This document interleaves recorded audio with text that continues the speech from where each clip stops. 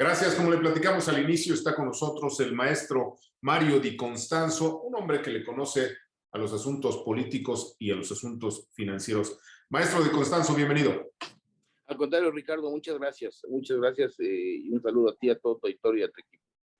Maestro, pues se han cumplido los peores pronósticos en cuanto a inflación, en cuanto a caída del Producto Interno Bruto, en cuanto a deuda.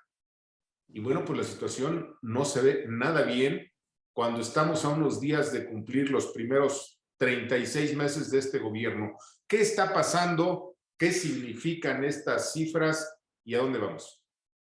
Mira, yo te diría de manera muy resumida, desafortunadamente estamos pagando el precio de lo que dejamos de hacer en el 2020 y pues en lo que va del 2021, ¿no? Tú recordarás que, bueno, pues desde 2019 la economía mexicana ya presentaba signos, yo te diría, preocupantes. En ese año dejamos de crecer, de hecho cayó la economía 0.1%, una caída muy leve, pero al final y al cabo una caída. Viene 2020, se inicia el tema de la pandemia y se convierte, yo te diría, la tormenta perfecta, ¿no? Mientras muchos países en el mundo buscan proteger su planta productiva, proteger su empleo, lanzan programas de apoyo económico, pues definitivamente aquí en México no se hace porque además el presidente dice que no se va a endeudar para rescatar empresas.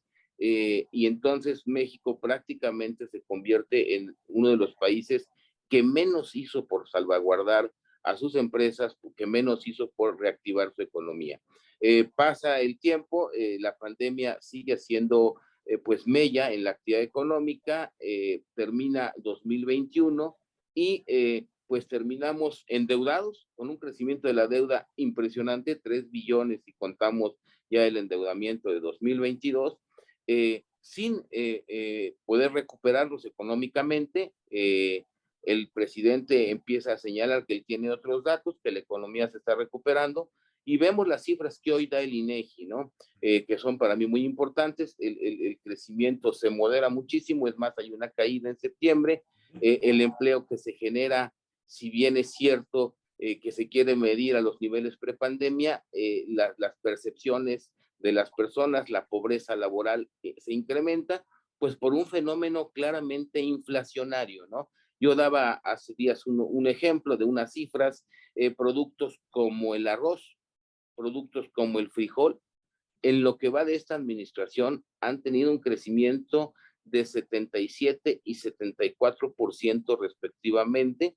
Es el caso del pollo, por ejemplo, 66%. Es el caso de varios productos de la canasta básica, desde pasta para sopa hasta jamón, hasta la misma carne, la lenteja, la leche pasteurizada, todos registran incrementos superiores al 60 o al 50%. Entonces, se da un proceso inflacionario, en el mundo también se da, pero nuevamente aquí en México, en este momento en donde hay que combatir la inflación, el presidente toma, pues yo te diría que una de las peores decisiones de las que ha hecho en los últimos años, y es de designar, modificar, manejar de una manera muy desaseada el nombramiento de quien sería el nuevo gobernador del Banco Central, y al final designa a la persona menos preparada y que además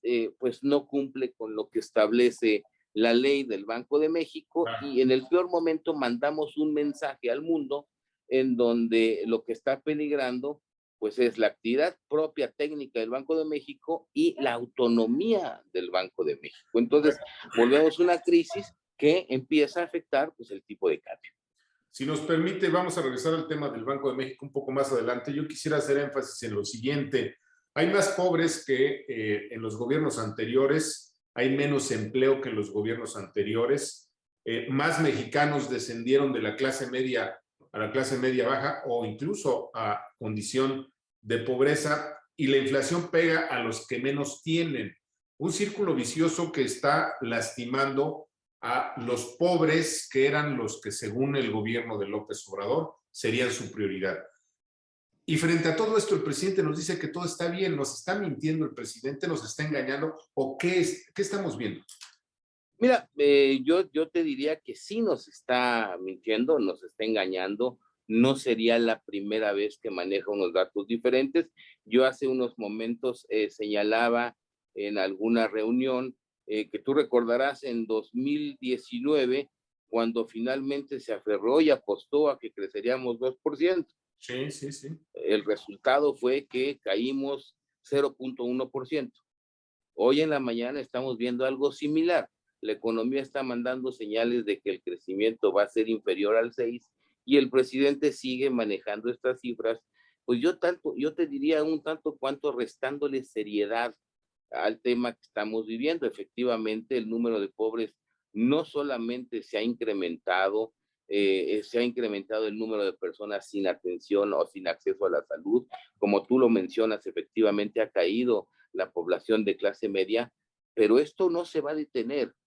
Tú recordarás, al final del día, la inflación es el impuesto más duro contra la pobreza.